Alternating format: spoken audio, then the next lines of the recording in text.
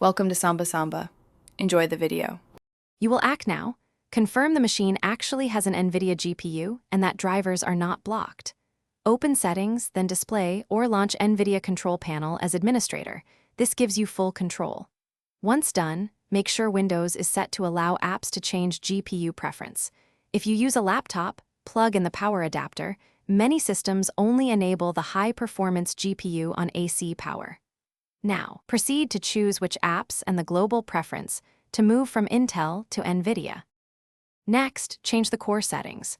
Open graphics settings in Windows and set global default to high performance so Nvidia is preferred system-wide.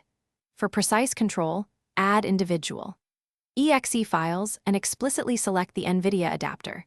This prevents Intel from hijacking lightweight apps. Once done, open Nvidia Control Panel and verify FIS X is assigned to the Nvidia GPU and multi-display scaling is configured correctly. Make sure GPU drivers are up to date. Outdated drivers often cause apps to revert to Intel. Finish by restarting so changes take full effect, then run a demanding graphics app or benchmark to confirm the Nvidia GPU is active. Watch temperatures and FPS to verify.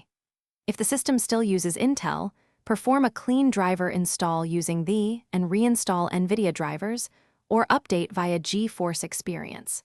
Also check BIOS options for GPU switching and Windows power profile settings because laptops often force Intel on battery.